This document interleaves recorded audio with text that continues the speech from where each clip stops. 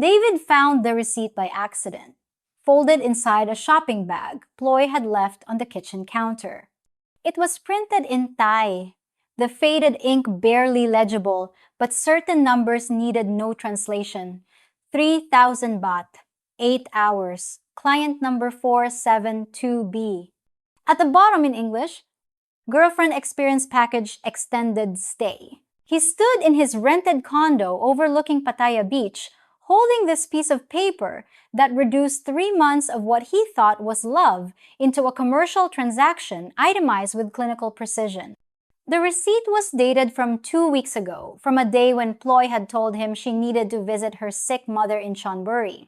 The client number wasn't his. He had never been assigned a number because he had believed he was beyond the system, that what they shared had transcended the agency that had initially connected them. Outside, the city hummed with its familiar sounds, motorbikes accelerating, music bleeding from bars that opened at noon, the distant crash of waves against a shore, where romance and commerce had learned to speak the same language. David had arrived in Thailand 4 months earlier, believing he could purchase companionship and receive love, that money could be exchanged for something that looked identical to genuine affection. He had been right about the first part and devastatingly wrong about the second. Ploy would return in an hour. Her bag filled with groceries, she would prepare into the northern Thai dishes he had grown to love. She would smile when she saw him, touch his face with practiced tenderness, ask about his day with interest that felt real, because she had perfected the art of making it seem real. And he would have to decide whether to confront her with this receipt or continue living inside the beautiful fiction they had constructed together, where her presence in his life meant something beyond the hourly rate printed on paper he was never supposed to see. This is a story about a man who came to Thailand seeking the warmth missing from his life in Manchester, who found exactly what he paid for but couldn't accept that payment defined everything. This is a story about a woman who learned to rent her heart by the hour, who performed affection so skillfully that clients regularly mistook the performance for reality. This is a story about the delicate ecosystem of paid companionship, where everyone understands the rules except the lonely men who need to believe the rules don't apply to them. If you've been enjoying the stories I create, please consider hitting the subscribe button. Your support is crucial for the growth of this channel and helps me dedicate time to making these videos despite my commitment to a full-time job. Thank you for being here. David Monroe sold his taxi company in Manchester for a sum that wasn't quite enough to retire comfortably, but was enough to escape. 43 years old when he started the business, 54 when he finally admitted it had consumed everything, his marriage, his health, the version of himself that had once believed in possibilities beyond managing dispatch schedules and maintenance logs. The divorce had been inevitable and almost relieved. Two people acknowledging they had become business partners who no longer liked each other, dividing assets with the same emotional investment as splitting restaurant bills. What remained after legal fees and settlements was approximately £130,000, enough to live modestly in Manchester for perhaps a decade, or enough to live well in Southeast Asia for much longer. David had read the expat blogs and watched the YouTube videos, absorbed the testimonials of British men who had found happiness in Thailand, who posted photos of themselves with Thai women young enough to be their daughters, all claiming they had finally discovered what life was supposed to feel like. The promise was simple and intoxicating. In Thailand, middle-aged Western men were valued rather than invisible, desired rather than dismissed, treated with respect and affection that had become extinct in England. The videos showed smiling Thai women cooking elaborate meals, massaging tired shoulders, laughing at jokes that probably weren't funny, existing in a state of perpetual cheerfulness that seemed biologically impossible yet was documented in thousands of hours of footage. David wanted this. Not because he was delusional, but because loneliness after divorce had revealed itself to be more painful than the bad marriage had been. At least the bad marriage had provided structure, shared space, someone to speak to in the evenings, even if the conversations had become purely functional. Alone in his flat after the sale of the business and the finalization of the divorce, David had discovered that freedom without companionship felt like drowning in an empty pool. So he booked a one-way ticket to Bangkok, packed 2 suitcases, and abandoned Manchester in favor of a country he had never visited, speaking a language he didn't know, pursuing a dream that had been carefully packaged and sold through the internet to men exactly like him. The heat in Bangkok was oppressive, but Pattaya, where he settled after 2 weeks of searching for the right location, was somehow worse and better simultaneously. The heat was the same, but the city itself seemed designed for men like David, a place where every bar and restaurant and massage parlor understood what foreign men wanted and had built entire industries around providing it. His first month, David lived in a hotel while searching for a condo to rent. He went to bars in the evenings, not the loud go-go bars on Walking Street, but the quieter beer bars where older men sat with Thai women who seemed genuinely interested in conversation. He dated, if you could call it that, bought drinks for women who would sit with him for hours, listen to their stories about sick parents and children being raised by grandmothers in Iceland, felt needed in a way he hadn't felt needed in decades. But these encounters always ended the same way, with a negotiation, a price discussed in hushed tones. The transition from conversation to transaction that made David feel simultaneously desired and reduced to his wallet's contents. He wanted something that felt less commercial, more authentic, even if he couldn't quite define what authentic meant in a context where every interaction was shaped by economic desperation meeting foreign loneliness. In Thai culture, particularly in cities like Pattaya, where the sex industry and the romance industry have learned to wear each other's clothes, we have developed sophisticated ways of making commerce feel like connection. The women who work in bars aren't just selling their bodies, they're selling the fantasy of being wanted, of meeting a good man who will rescue them from poverty, of finding love that happens to also solve financial crisis. This performance requires tremendous skill. We must seem available but not desperate, interested but not calculating, affectionate but not transactional. The best performers make men forget they're paying, make the commercial exchange feel like natural romance until the moment when money must change hands and reality briefly intrudes before the fantasy resumes. David discovered the agency through a British expat named Trevor he met at a coffee shop near Pattaya Beach. Trevor was 62, had been living in Thailand for 8 years, and spoke with the confident authority of someone who had decoded the system. Over coffee that Trevor insisted on paying for a small gesture that established hierarchy, older expat educating newer arrival, he explained how things really work. The bars are fine for a night, Trevor said, stirring sugar into coffee that was already too sweet. But if you want something consistent, something that feels more like a relationship, you need an agency. Not the sex work agencies, anyone can find those. I'm talking about the girlfriend experience agencies. They're more discreet, more professional. David must have looked skeptical because Trevor laughed, a sound without much humor in it. I know what you're thinking. How is it different from just paying a prostitute? But it is different.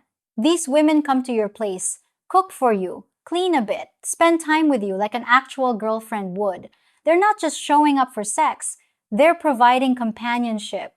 Some of them are really sweet girls trying to support their families without working in the bars.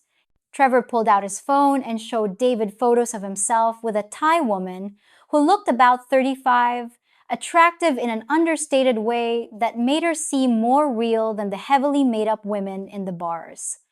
They were at a restaurant, at the beach, cooking together in what David assumed was Trevor's kitchen. The photos looked like a normal couple, like relationship documentation rather than commercial transaction evidence. This is Nok.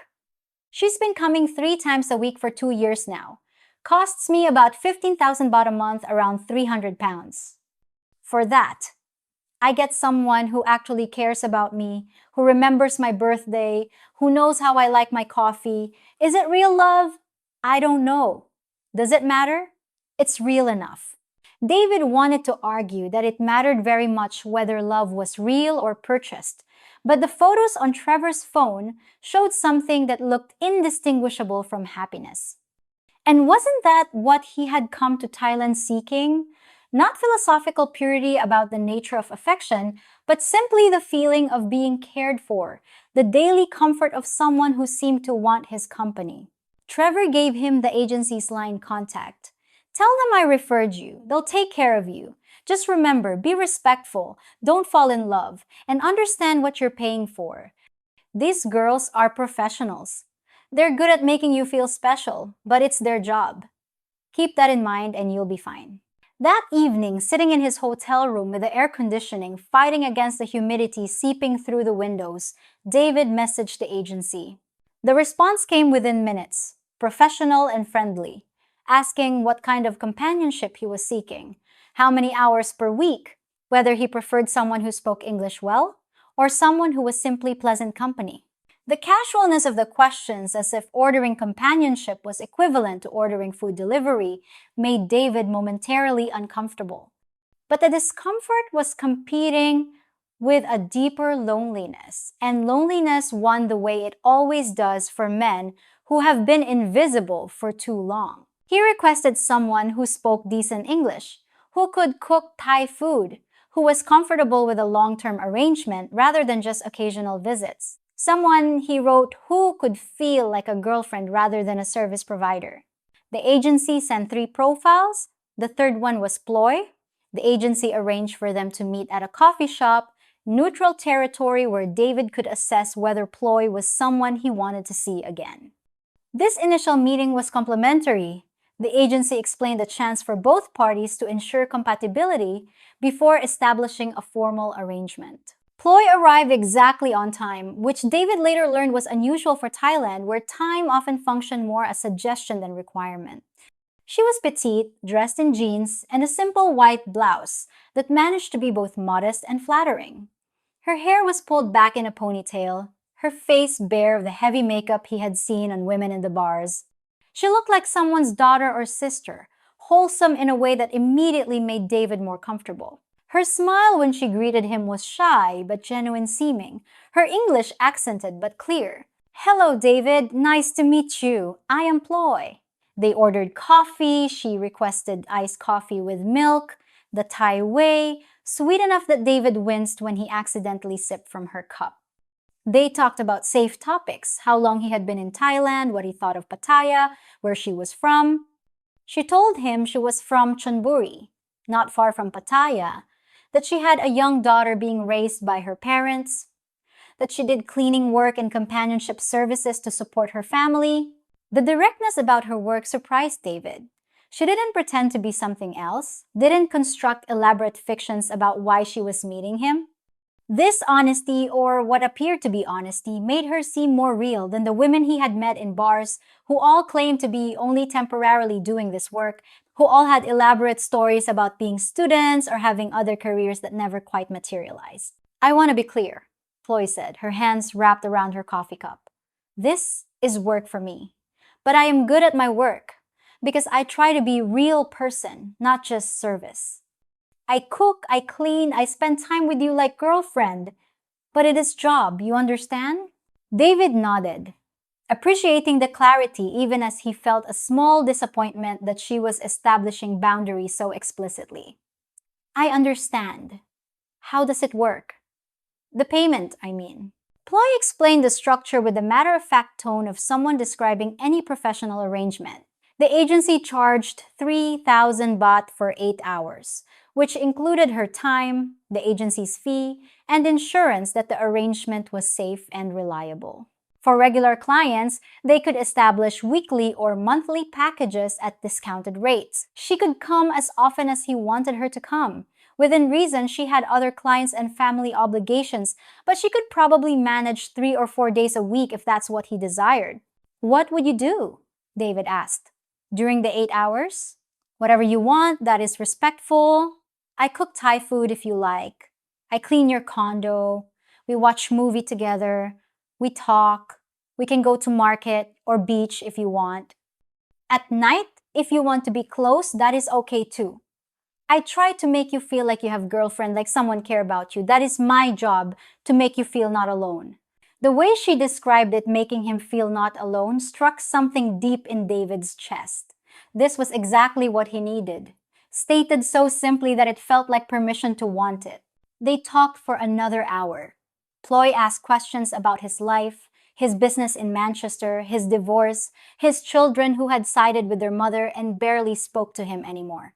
She listened with attention that felt genuine, asked follow-up questions, made small sympathetic sounds at appropriate moments. She told him about her daughter, about how hard it was to work in Pattaya while her child grew up without her, about her parents who were old and tired and needed financial support. By the end of the meeting, David had decided. He booked her for 3 days a week to start, 8 hours each day, with a possibility of increasing to 4 or 5 days if things went well. They exchanged line contacts so they could communicate directly. The Ploy explained that the agency would still handle payment, and scheduling this protected both of them, she said, kept things professional. When they parted outside the coffee shop, Ploy touched his arm gently and said, "I think we will be good together. You seem like a kind man. I will take care of you."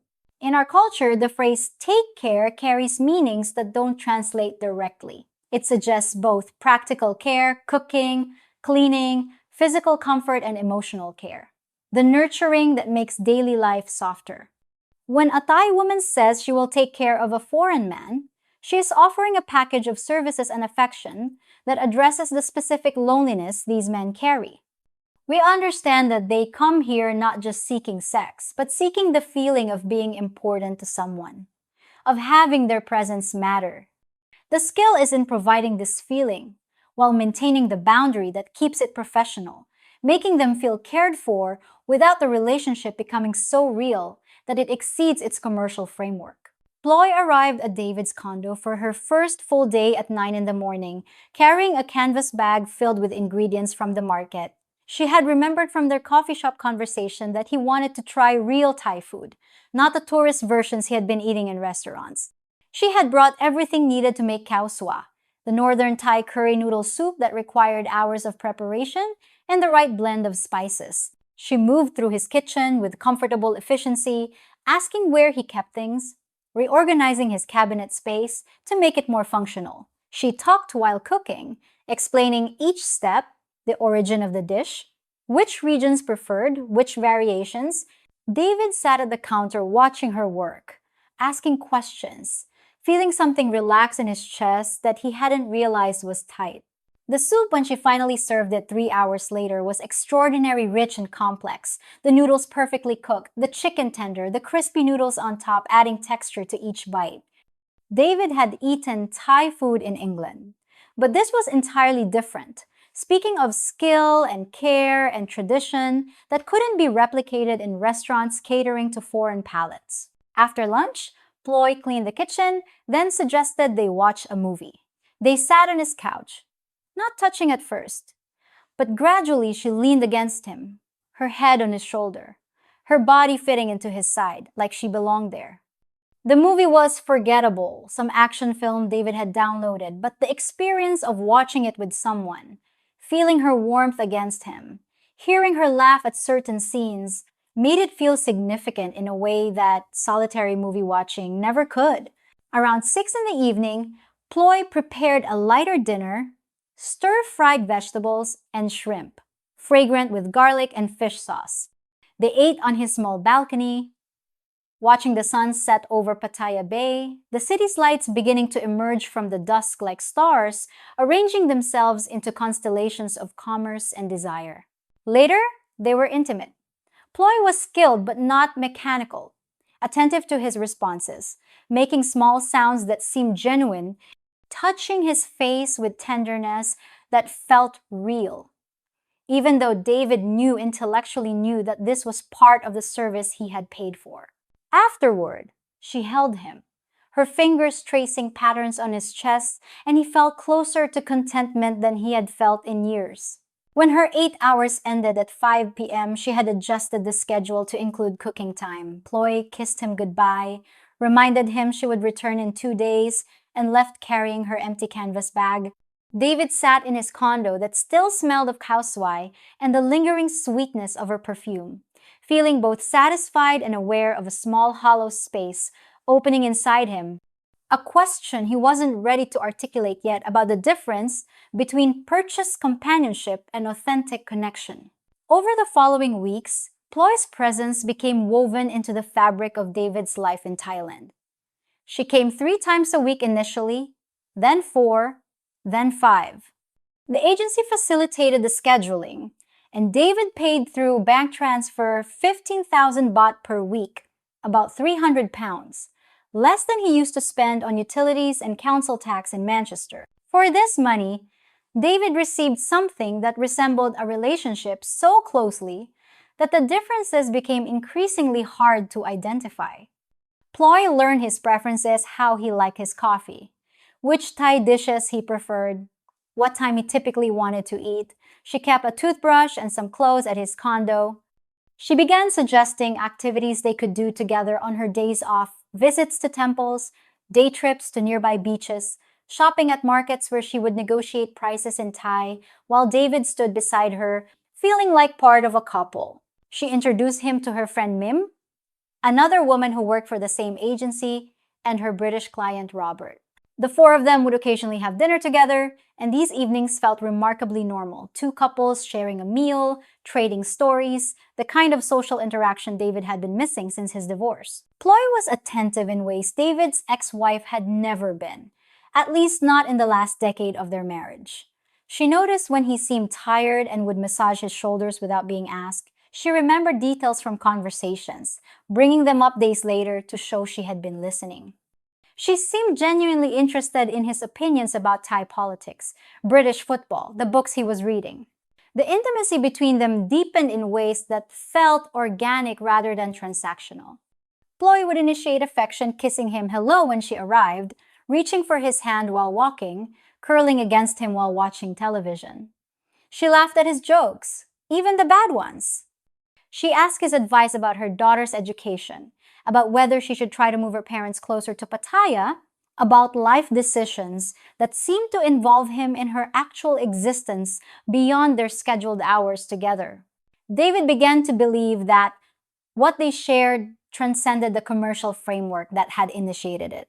He told himself that yes, he was paying for her time, but what happened during that time was real.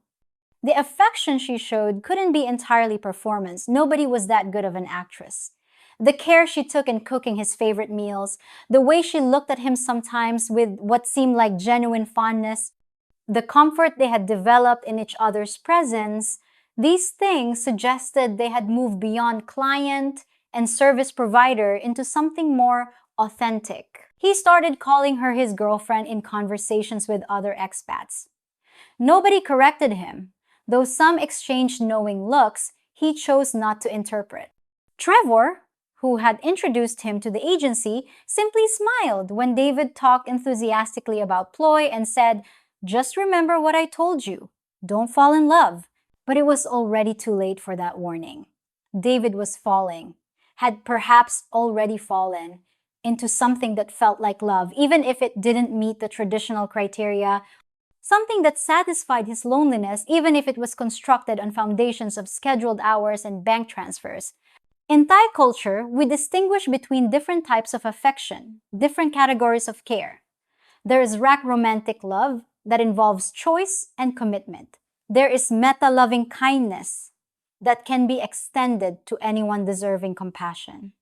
And there is something we don't have a specific word for the professional affection that skilled service workers provide, care that is genuine in its moment but not permanent in its nature, as warmth that exists within boundaries even as it feels boundless. The confusion happens when foreign clients mistake this professional affection for rock, when they interpret skilled emotional labor as spontaneous feeling, when they believe that what they're paying for has somehow transformed into something they can't purchase. 3 months into their arrangement, David decided he wanted to make their relationship real. This idea had been growing in his mind gradually, fed by the comfort of their routine, the intimacy they shared, the way Ploy seemed to fit seamlessly into his life. He convinced himself that the financial arrangement was simply an unfortunate necessity that had brought them together, but that what they had built together had transcended its origins. He planned the conversation carefully, He prepared her favorite meal, samtam and grilled chicken, having learned how to make it by watching YouTube videos and taking notes during one of her cooking sessions.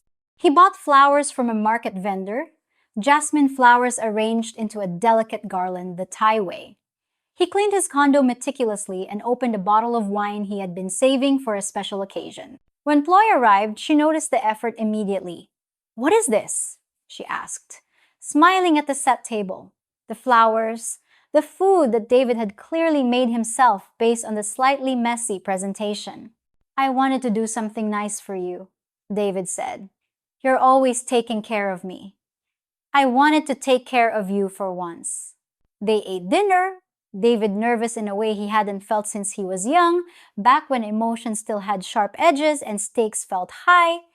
Ploy complimented the food genuinely. It wasn't perfect, but it was clear he had tried hard. An effort mattered to her in ways ingredients and technique did not. After dinner, David took her hand across the table. "Ploy, I need to talk to you about something important." Her smile dimmed slightly, became more guarded. She had heard this tone before from other clients, knew what usually followed. "Okay," she said carefully. "These past 3 months have been the happiest I've been in years, maybe decades. You've made me feel alive again, made me feel like I matter. I don't want this to be an arrangement anymore. I want it to be real. I want you to be my actual girlfriend, not someone I'm paying to spend time with me." He watched her face, hoping to see joy or relief or excitement. Instead, he saw something complicated: sadness mixed with discomfort, sympathy competing with the need to manage this conversation carefully. "David," she began, but he interrupted. "I know it might seem strange, but think about it. We already act like a couple. You practically live here half the week.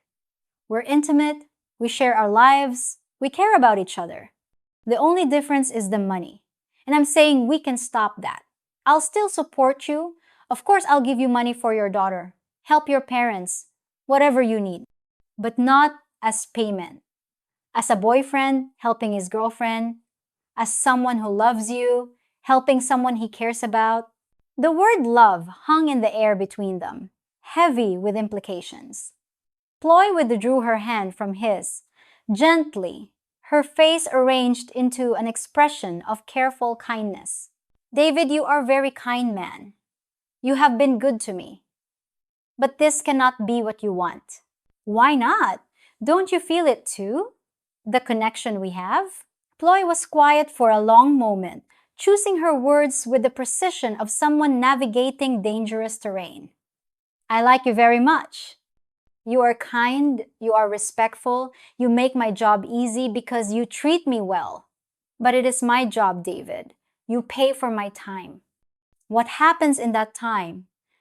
I try to make it real, I try to care, but it has boundaries. It must have boundaries." "But why must it? We're both adults. We both enjoy each other's company. We could build something genuine. You want me to be your girlfriend for free?" Ploy asked, her tone gentle but direct. "No more payment, but I still come here, still cook, still clean, still be intimate with you." Put that way, it sounded mercenary, but David pushed forward. "Not for free. Like I said, I would support you, but as my girlfriend, not as someone I'm hiring." "What is difference?" Ploy asked. "You give me money, I spend time with you. How is that different from now?" "It's different because it wouldn't be a transaction. It would be care, generosity between people who care about each other." Ploy shook her head slowly. "David, if I stop being paid by agency, I lose protection. I lose insurance that you will pay me, that you will not become difficult. I have daughter, parents. I cannot risk my income because you want to feel like this is not business. I would never hurt you. I would never stop supporting you. You say this now, but maybe in 2 months you become angry with me. Maybe you meet different women you like more. Maybe you decide I am too expensive when it is not formal arrangement. Then what happens? I have no job, no income, and I must start again with new client." The word client stung David, reminded him that from her perspective, he was a consumer of services rather than a partner. I wouldn't do that. And if you're worried about security, we could make it formal, we could get married, then you'd have legal protection. Ploy's eyes widened slightly. Married? David, we have known each other 3 months. You want to marry me? I know it seems fast, but I'm 54. I don't have time to waste. I know what I want, and I want to be with you. Really be with you, not this arrangement. The silence that followed was painful. Ploy stood, walked to the window, looked out at Pattaya's lights sprawling toward the beach. When she turned back, her face was kind but firm. I cannot marry you. I cannot be your girlfriend the way you want. This is my work, David. It is good work. You are a good client. But it must stay work. If you cannot accept this, maybe I should not come anymore. Maybe agency should send different girl who you will not fall in love with. David felt panic rising. No, please don't say that. I don't want someone else. I want you. Then you must accept what this is. I come, I take care of you, we have nice time together. You pay, I do my job well. This is what we can have. If you want more, you will only be hurt. Her honesty was brutal in its kindness. David wanted to argue, to convince her that love could override economics, that genuine connection could emerge from paid companionship. But looking at her face, compassionate but unyielding, he understood that she had learned to maintain these boundaries for her own protection, that blurring them would put her at risk in ways he was only beginning to understand. I'm sorry, he said finally. I shouldn't have. I thought maybe you felt the same way. I feel what I can feel in this situation, Ploy said. It is not nothing, but it is not what you want it to be. I am sorry too. She gathered her things, said she would message him tomorrow, left him alone in a condo that smelled of jasmine flowers and failed romance. David sat at the table he had prepared so carefully, understanding that he had fundamentally misread the nature of what they shared, mistaking professional excellence for personal devotion, confusing purchased warmth for spontaneous affection. In our culture, we are taught to honor boundaries, to understand that different relationships have different purposes, to accept that not everything can or should transform into romantic partnership. The women who work in the companionship industry must maintain these boundaries, not from coldness, but from self-preservation. We cannot afford to fall in love with every client who falls in love with us, cannot risk our economic stability for the romantic fantasies of lonely foreign men. The cruelty isn't in maintaining the boundary, it's in the situation that makes the boundary necessary, the economic desperation that creates an industry where affection becomes a commodity and confusion becomes inevitable. After the failed proposal, David and Ploy continued their arrangement, but something fundamental had shifted. David tried to accept it as business, tried to stop interpreting her affection as more than professional excellence, tried to appreciate what he had without yearning for what he couldn't have. But the knowledge that her care had explicit limits made every gesture feel hollower, every kindness feel transactional, even as she performed them with the same skill and apparent warmth as before. Ploy, for her part, was relieved that David had accepted her refusal and hadn't requested a different girl. He was genuinely kind among her clients, not demanding, not rough, not prone to the sudden anger that some foreign men displayed when they felt insufficiently appreciated. She wanted to keep him, but within the proper boundaries that protected her income and emotional well-being. She came 4 times a week now, their routine well established. She cooked, cleaned, provided companionship and intimacy, made David's life in Pattaya comfortable in all the ways that mattered practically.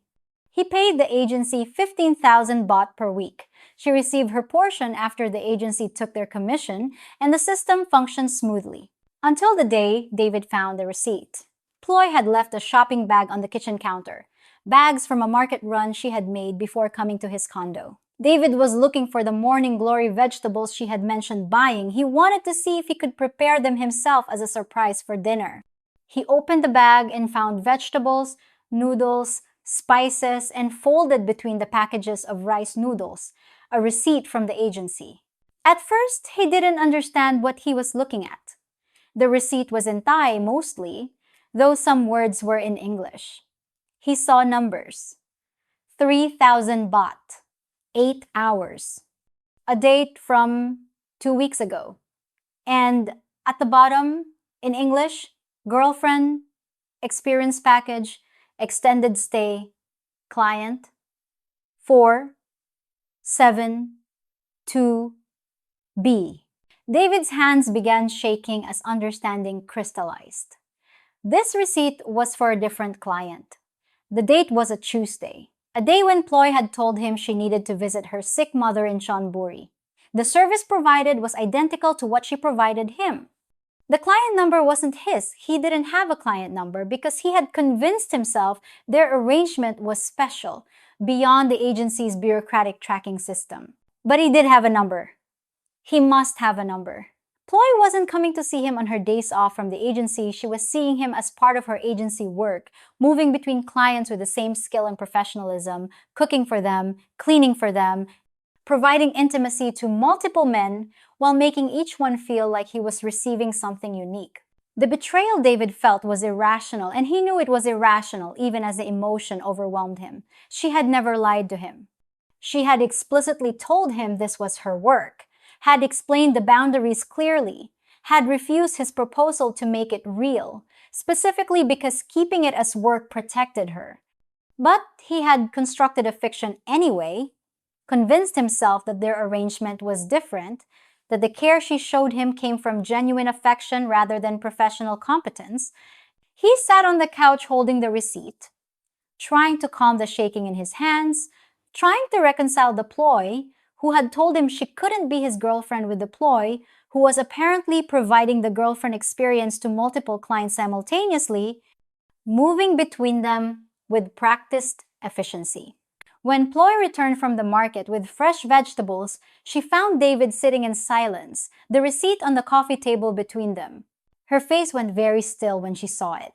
She set down her bags carefully, sat on the chair across from him rather than beside him on the couch as she usually would. "You have other clients," David said. It wasn't a question. "Yes," Ploy said quietly. "I told you this. I told you I work for agency. But I thought, when you were with me, you were with me. The other days I thought you were with your family or having time off. Sometimes I am with family, sometimes I have other clients. This is my job, David. I work 5, sometimes 6 days per week. You have me 4 days, the other days I must work also. How many others? 2 regular clients. Sometimes 1 or 2 more if regular clients travel or are busy." David felt sick. "So you're doing the same thing, cooking, cleaning, being intimate with 4 or 5 different men?" "Yes, this is my job. I do not understand why you are upset. I never lied to you. You told me you needed to see your sick mother. My mother was sick, but also I had work. These things are both true." The logic was sound, but felt like cruelty. David tried to articulate the betrayal he felt, knowing even as he searched for words that he had no right to feel betrayed, that Ploy had established the boundaries clearly and he had chosen to ignore them. "I thought I was special," he said finally, the words sounding pathetic even to himself. Ploy's face softened with genuine sympathy. "You are a good client, David. One of my best clients. You are kind. You respect me. You make my work easy. But you are a client. I cannot give you what you want. I told you this already. Do you care about me at all? Or is it all just performance?" Ploy was quiet for a long moment, choosing her words carefully. "I care what I can care in this situation. When I am with you, I focus on you, I try to make you happy, I feel, or something. But I feel this for other clients too. This is my skill to care in moment, to be present, to make each person feel they are important. But when I leave, I must stop caring so much. I must protect my heart. You understand?" "No," David said. "I don't understand. How can you be intimate with someone and not feel anything? I feel things. But feeling and love are different. You want love. I give you care, attention, kindness. But love is something I keep for myself, for my daughter, for my family. Work cannot have love, or work will destroy me. The truth of this struck David hard that for Ploy, maintaining emotional distance wasn't cruelty but self-preservation, that giving her heart to every lonely client would leave her with nothing for herself. But understanding this intellectually didn't ease the pain of realizing he was one among several, that the specialness he felt was a product of her professional skill rather than unique connection. I don't know if I can continue this, David said. Knowing you're doing the same thing with other men. It makes everything feel fake. It is not fake, Ploy said, her voice gentle but firm. When I cook for you, the food is real. When I clean your home, it is really clean. When we are intimate, your pleasure is real. What you feel is real. Only your belief that I feel same way, that is what is not real. That is what I tried to tell you, but you did not want to hear. She stood, began gathering her things. Maybe you are right. Maybe this should stop. Maybe you need to find woman who can give you what you want, not just woman who can do her job well. David felt panic at the thought of losing even this artificial version of companionship. No, wait. I'm sorry. I need time to think. You think? Ploy said. You message me when you decide. If you want me to come back, I come back. But nothing changes. I am still me. This is still my work. You are still my client. If you cannot accept this, better we stop now before you are more hurt. She left, taking her market bags with her, leaving David alone with a receipt that had shattered the comfortable illusion he had been living inside. David spent 3 days alone in his condo, not messaging Ploy, not leaving except for necessary food purchases, trying to reconcile the reality of what he had been paying for with the fantasy he had constructed around it. The apartment felt empty in a way it hadn't felt empty before, the silence more profound because now he understood exactly what was missing and exactly what it would cost to make it return. He thought about going back to Manchester. He thought about finding a different woman through the agency, starting over with clearer boundaries and lower expectations. He thought about abandoning the whole idea of paid companionship and trying to find an authentic relationship, though he had no idea how to build that in a country where his primary value was his foreign passport and relatively stable income. On the 4th day, he messaged Ploy. Can we talk? She agreed to come, but not as a scheduled visit just for coffee, she said. She met him at the same cafe where they had first met, full circle returning them to the beginning. I've been thinking, David said after they ordered, about what you said, about how this is your work, and I'm your client. I was angry, but I understand better now. You were honest with me from the start. I chose not to believe you. You wanted to believe different story, Ploy said. Many men want to believe different story. This is why this work exists, not because men want sex, but because they want to believe someone loves them. Do any of them, your clients, do any of them understand what they're paying for? Some do. The smart ones, the careful ones. They accept what this is and enjoy it without needing it to be more. Those are my favorite clients. They are kind because they choose to be kind, not because they think kindness will make me love them. And the others? The others are like you. They fall in love with me or with idea of me. They make plans, they want to be special, they want me to choose them over my work. It always ends sadly. Sometimes they become angry, call me names, tell themselves I deceived them even though I never lied. Sometimes they just become sad and stop booking me. What happens to them? The ones who fall in love? Ploy shrugged. Some find different girl and repeat same mistakes. Some go home to their countries. Some stay in Thailand and become bitter, going to bars and talking about how all Thai women are scammers. They cannot accept that problem was not me lying. Problem was them not listening when I told them truth. David absorbed this, seeing himself reflected in her description. If I wanted to continue with clear understanding this time, would you come back? I would come back. But you must truly accept what this is. When you see me, you cannot think I am only yours. You cannot be jealous or hurt that I have other clients. You cannot try again to make this into love story. Can you do this? David wanted to say yes, wanted to believe he could partition his emotions the way Ploy partitioned hers, could accept companionship without demanding devotion. But he also knew that his loneliness ran too deep, his need for genuine connection too strong, his ability to maintain emotional distance too weak. I don't think I can, he admitted. I wish I could, but I don't think I'm capable of paying for something that looks like love without wanting it to actually be love. Ploy nodded, unsurprised. Then, this is goodbye.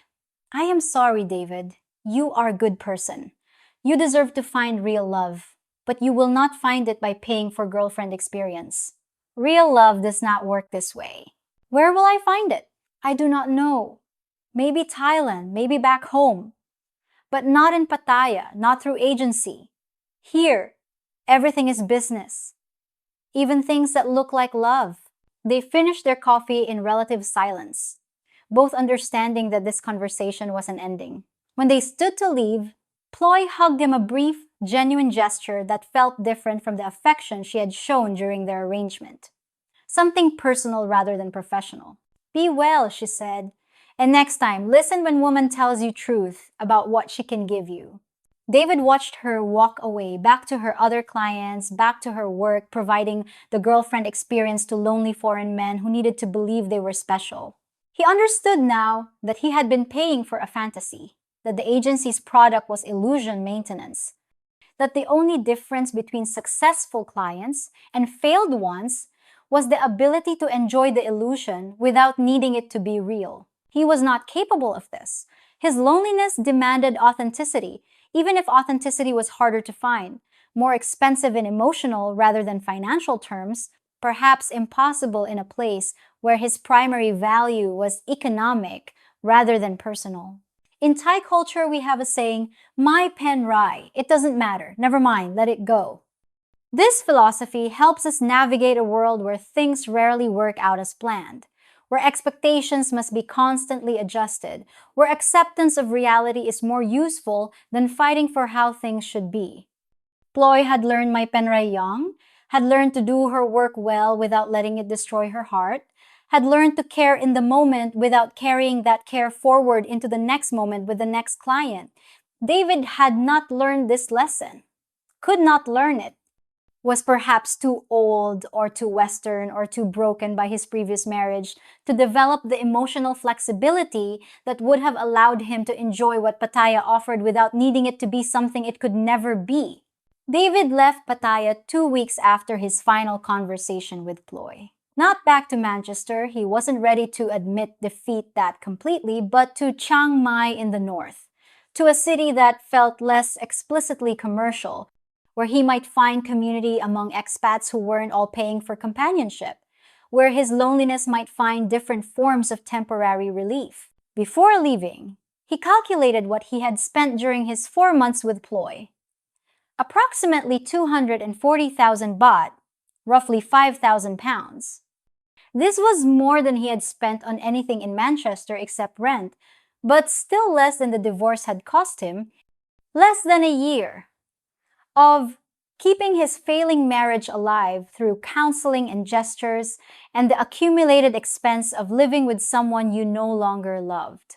For that money, he had received 4 months of daily comfort, of meals cooked with care, of intimacy that felt real in its moments, even if it was time-limited and professionally delivered, of respite from the crushing loneliness that had driven him to Thailand in the first place. He had also received an education in the mechanics of the girlfriend experience industry, in how skilled emotional labor functions, in the precise difference between purchased affection and authentic devotion. The education was painful but valuable. David understood now what Trevor had been trying to tell him at the beginning, that the system worked only if you accepted its limitations, that trying to transform commercial companionship into genuine relationship was the one guaranteed way to destroy whatever value the arrangement provided. Ploy continued working for the agency, continuing to provide the girlfriend experience to lonely foreign men who needed to believe they were receiving something more than skilled service. Some of her clients understood the boundaries. Most didn't. Some lasted months before the illusion collapsed. Some lasted years, content to live inside the beautiful fiction as long as the money continued flowing, and they didn't examine too closely what they were purchasing. She saved money steadily, sending most of it to her family, accumulating enough that eventually, maybe in 5 years, maybe in 10, she could stop this work and return to Chonburi, to her daughter who was growing up with grandparents, to a life that didn't require maintaining emotional boundaries with such exhausting precision. David's mistake wasn't in seeking paid companionship. This was a rational solution to his isolation, a way to meet genuine needs through available means.